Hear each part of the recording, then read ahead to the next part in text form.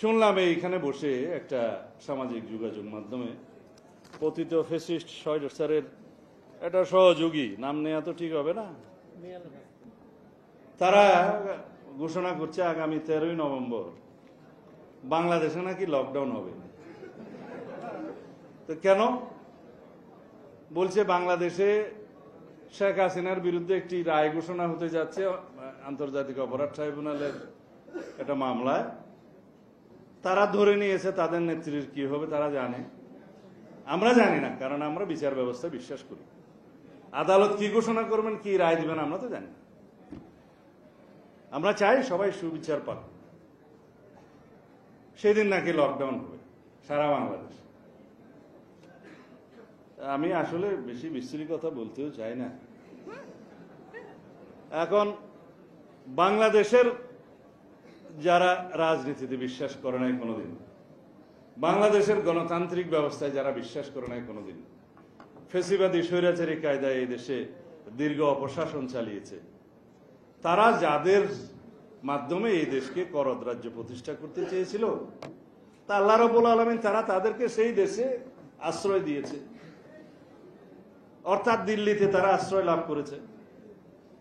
এখন ওখান থেকে বসে যদি মানুষ বলে না যে পাগলের সুখ মনে মনে, আওয়ামী লীগ যদি মনে করে যে 13ই নভেম্বর বাংলাদেশের মানুষ তাদের আহ্বানে সাড়া দিয়ে লকডাউন করবে, তাহলে আপনাদেরকে 5ই আগস্ট বিদায় করে দিল কেন? এই এক বছরের ভিতরে কিভাবে আপনাদের মনে হলো যে ফ্যাসিস্ট পতিত শেখ হাসিনা এবং আওয়ামী ফ্যাসিবাদী শক্তির পক্ষে বাংলাদেশে লকডাউন আপনারা আহ্বান করবেন আর জনগণ সাড়া দিবে? আপনারা যদি দুঃসাহস থাকে আসেন, বাংলাদেশের মানুষ আপনাদেরকে কিভাবে আপ্যায়ন করে দেখুন। আমরা তো চাই আপনারা এসে বিচারের মুখোমুখি হন, আসামির কাঠগড়ায় দাঁড়ান। আপনাদের সুবিচার নিশ্চিত করার দায়িত্ব এই দেশের মানুষের। সেটা না করে মনে মনে সুখ পাওয়ার জন্য, পাগলের কি সুখ মনে মনে পাওয়ার জন্য যদি বাংলাদেশের মানুষকে আহ্বান করেন যে এখানে লকডাউন হবে, তাহলে আমি মনে করি তারা শুধু পতিত ফ্যাসিস্ট নয়, তারা বোধহয় মন মস্তিষ্কে এখন রীতিমতো অসুস্থ। ধন্যবাদ আপনাদের সবাইকে। শেষবারের মতো অন্তর্বর্তীকালীন সরকারের প্রতি আহ্বান থাকবে, নির্বাচন কমিশনকে যেভাবে অনুরোধ করেছেন আগামী ফেব্রুয়ারির প্রথমার্ধে বাংলাদেশে জাতীয় সংসদ নির্বাচন অনুষ্ঠানের জন্য, সেটা বাস্তবায়নের লক্ষ্যে ডিসেম্বরের প্রথমার্ধেই আশা করি আপনারা তফসিল ঘোষণার জন্য নির্বাচন কমিশনকে আহ্বান জানাবেন। অবশ্য আপনাদের সরকারের আহ্বানের আর কোনো প্রয়োজনও নাই, কারণ নির্বাচন কমিশনকে যে ইনস্ট্রাকশন আপনারা দিয়েছেন সেই হিসাবে নির্বাচন কমিশন বলেছে ডিসেম্বরের প্রথমার্ধে তারা আনুমানিক 2 মাস সময় হাতে রেখে তফসিল ঘোষণা করবেন। সেই তফসিল অনুযায়ী বাংলাদেশ জাতীয়তাবাদী দল এবং আমাদের সাথে যারা ফ্যাসিবাদ বিরোধী জাতীয় সংগ্রামে গণতান্ত্রিক সংগ্রামে লিপ্ত ছিল সকল গণতান্ত্রিক দল সেই নির্বাচনে ইনশাআল্লাহ অংশগ্রহণ করবে। বাকি রইল গণভোট।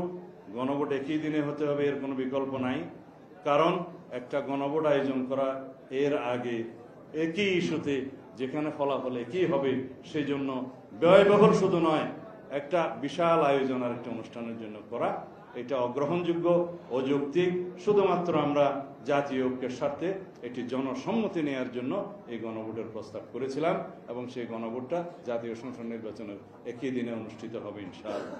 আমরা সবাই এখন এই আজকে কত তারিখ? 7 তারিখ, 8 তারিখ ডিসেম্বরের প্রথমার্ধ নির্বাচন কমিশন তফসিল ঘোষণা করলে কতদিন থাকে বাকি? 1 মাস 1 সপ্তাহ। এর মধ্যে আমরা সবাই নির্বাচনী মাঠে যার যার নির্বাচনী এলাকায় আমাদের ধানের শীষের প্রার্থীর পক্ষে সবাই আমরা প্রচারণা নেমে যাব। এই প্রচারণার তোড়ে যারা ঋণ করে ঘি খেতে চাচ্ছে তাদের সমস্ত অপপ্রচার বন্ধ হয়ে যাবে। ধন্যবাদ।